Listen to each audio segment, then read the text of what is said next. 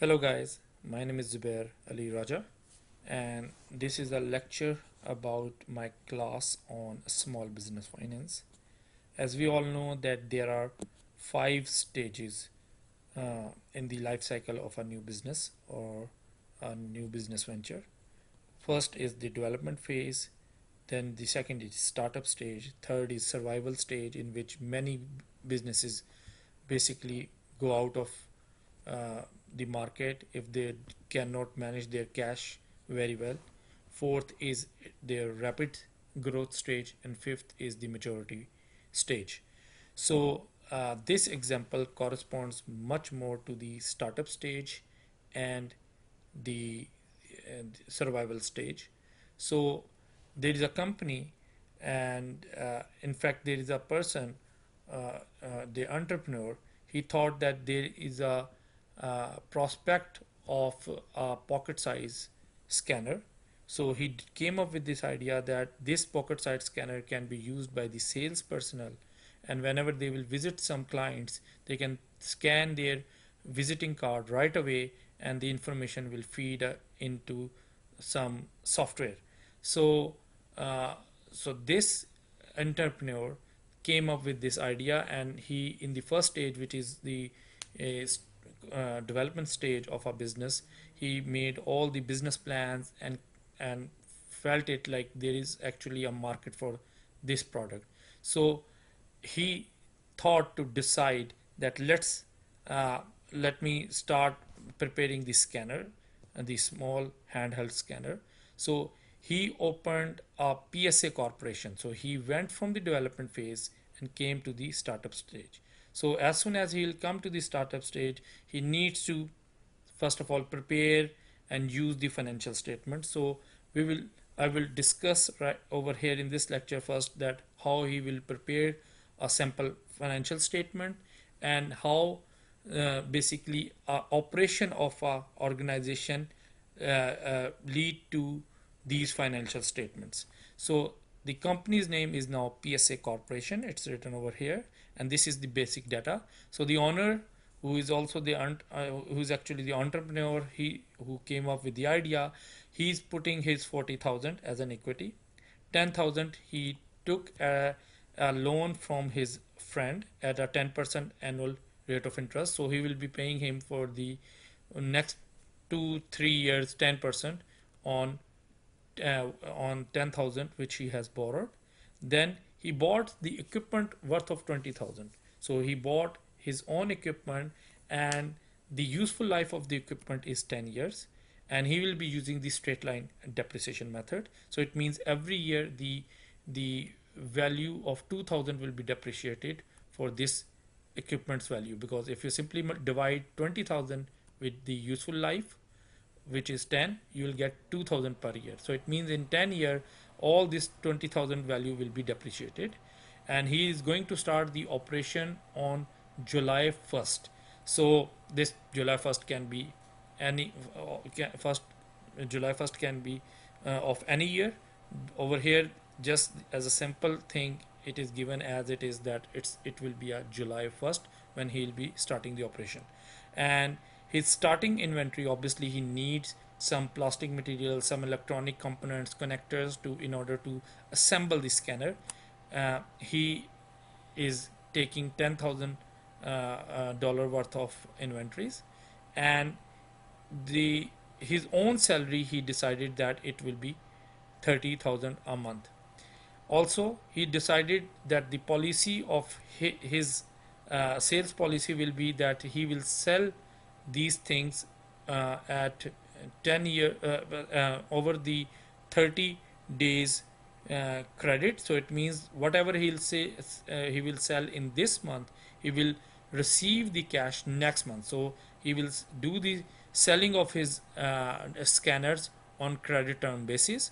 Likewise, whatever scanners he will basically assemble in a particular month, he will buy the things on credit. So it means that he will pay for those supplies uh, uh, after a month, which he will be using in this current month to prepare the scanner. For example, if he needs certain equipments to prepare the scanner in the month of August, he will pay the price of those supplies in the month of September, next month. So this is his policy, and he might have a good credit score. That's why the supplier can sell him on the credit basis. Like, it means that he will be able to sell him not on cash but on credit, and will wait for a month to receive the cash from this entrepreneur. So his own salary is $3,000 a month, and the price he is going to set is $100 per scanner, and his estimated cost per unit is $65. We in like in very short period of time, I'm going to show you that what is the breakup of this $65. So now this is the situation. He need to come up right away with the balance sheet. So balance sheet is this. So his cash is 30,000 and his inventories are 10,000. So remember, in the balance sheet, first of all, you have assets. So we have, first of all, identity equation, accounting identity equation, which is assets is equal to liabilities plus equities. So every organization needs to have assets in order to produce the cash flows or to run the operations. So there, the assets will be claimed by two people, because these assets will be financed either by the creditor, the people who has lent the money to the company, or by the owners, the people who owns the company, who might have put their own money into the company. So this equation shows that the assets are claimed by the creditors, so liabilities, and the owners, so equity holders. So the balance sheet basically gives you the position of this accounting this accounting identity equation.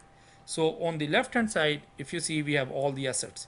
So first of all, we have current assets, the assets which will going to be matured within 1 year period of time. So they will be converted into the cash within 1 year period of time. So first of all, you have cash and marketable securities. So that is 30,000. Receivables, because he has not sold anything. So this is the balance sheet. Balance sheet is the snapshot of the financial position of a company on a particular point in time, and that point in time is 30th June. So on 30th June, this is the assets position of the company, this new startup business, which is called PSA Corporation. This PSA Corporation. So on the left hand side, we have, first of all, under the heading of current assets, we have cash, then we have receivables. Receivables basically depend on the sales, because this is the position of the company on 30th June, and the company has not yet started any operation. The company will be starting the operations from July, so that's why it's zero.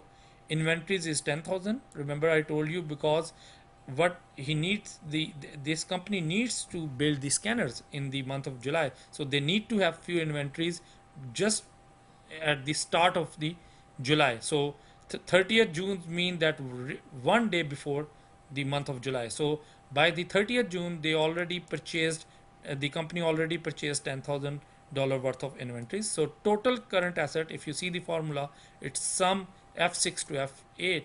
So it means F6 is this cell, and up till F8. So these all, if you add them together, you will be getting 40,000.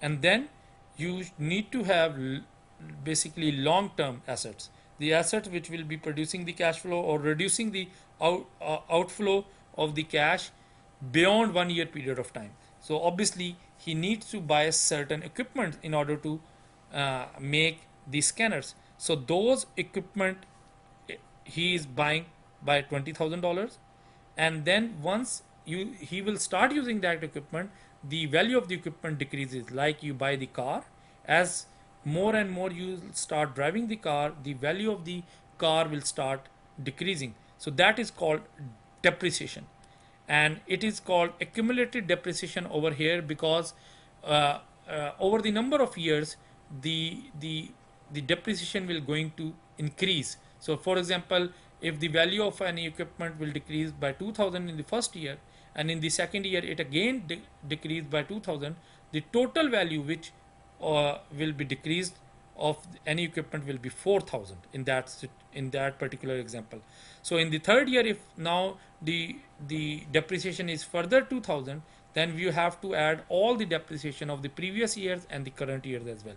So in the balance sheet, according to the gap, which is US generally accepted accounting principle, you always need to list the or mention the equipment at its historic cost. So this will be the historic cost because he's buying it at $20,000, and you then need to separately show that how much depreciation of this equipment has happened, and after you subtract this, you will get the net equipment. So this 20,000 is coming from gross equipment minus accumulated depreciation, which is zero in this case because at this time the equipment is not in operation. So this is just the start of the organization. So 20,000 minus 0 is equal to 20,000 again. He has not enough money, or he has decided not to buy any building at this time. Rather, it is much better to have a rental place where he can establish his office, and then other long-term assets are again zero. So if you see, the total assets become the all the long-term assets plus the current assets.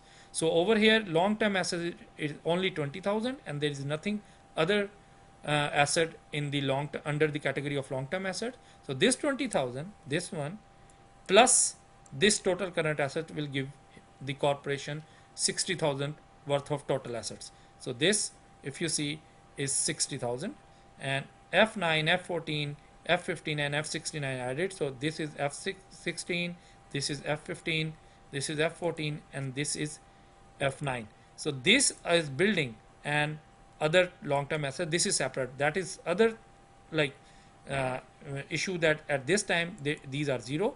But if there will be any value over here, those will obviously will come under the heading of the total assets. So the total asset at this time, when the PSA or corporation has not even yet started its operation, is 60,000. And then if you see the liability on this 60,000, there must be the claim of the creditors, because either creditors has funded these assets of the corporation, or the owners who owns the corporation are going to fund this 60,000 worth of assets. So let's see what's the breakup. So first of all, under the heading of liabilities, we have current liabilities. Those liabilities or those money which owed by the company, and company has to pay that money, but within 1 year period of time, those will come under the current liabilities. And we have different items under current liabilities: accounts payable, accrued wages, bank loans, and other current liabilities. So accounts payable means that those normally the company needs supplies in order to prepare or manufacture its products. So those, if those supplies are sold to the company by the supplier on credit basis, so the company has not yet paid any cash to the supplier, then those will come under the accounts payable. And remember, this company has the policy we discussed over here, I discussed over here, that each month they will do the purchases on credit. So supplies will be bought by the company on credit, because the owner of the company has a very good credit history, and the supplier will be agree to sell him the things or the supplies on credit basis. So that's why these 10,000 worth of inventories this owner bought on credit basis. So he did not pay any cash, but he will be going to pay cash next month. So that's why it has gone into the 10,000 payables. Then accrued wages, at this time no one has yet worked for the company, because the company is not formally has not formally started its operations. It's the statement, it's the balance sheet of the 30th of June, and remember, the company will start its operation from 1st of July. So that's why there is no wages which this company has to pay at this time, like as of 30th June. Then there is zero bank loans. The company didn't take any loan. There is no other current liabilities. So total current liabilities turn out to be 10,000. If you add all of these things together, payables, accrued wages, bank loans, other current liabilities, it will give $10,000. Then he has a long-term debt because he has taken $10,000 from his friend for 3 years, and each year he will be paying him 10% interest rate. So that 10,000 will come over here. So it means that the total liabilities become the 20,000, because 10,000 is the total current liabilities, and then long term liabilities 10,000. So long term liabilities plus current liabilities will give the total liabilities, which will be 20,000. Yes, I have not written over here separately 20,000, but conceptually this is going to happen. So this is 20,000 under the head of total liabilities. It means that the 20,000 out of 60,000 worth of assets is financed by the creditors. Now remember that we have 40,000 owner's equity. So the owner has chipped in with 40,000, so he is funding the assets of this company by $40,000. So if you add this 40,000 with the total long-term liabilities, right? Sorry, total liabilities. It's not total long-term. 40,000 plus 10,000, which is current liability, and 10,000, which is long-term liability. This will give 60,000, right? So not to be just get confused over here. This 10,000 is just the total current liabilities, and this is long-term debt, and the long-term lease. If the company has taken the equipment on the lease from some other party, so that money should come over here. But the thing is this, that the the company has actually bought the equipment which was worth of 20,000. So they has not the company has not taken this equipment on lease. So that is the reason why there is no lease written over here. So the long term debt plus capital lease, if you add them together, it becomes 10,000 again over here, because the current capital lease is 0. So long term liabilities become 10,000. So if you add total current liabilities and total long term liabilities, you will get total liabilities, which is 20,000, which is not separately written over here by me in this Excel sheet. And if you add to this total current liabilities and total long term liabilities the owner's equity, which is 40,000, it will give us 60,000. And this is actually the this is equal to the total assets. So this means that the accounting identity equation holds by this balance sheet, and this is what we want. The left hand side, which is asset, should be equal to the some addition of summation of equity and liabilities, which is again 60,000 on the right hand side. So in part 2 I will discuss about the income statement. Thank you.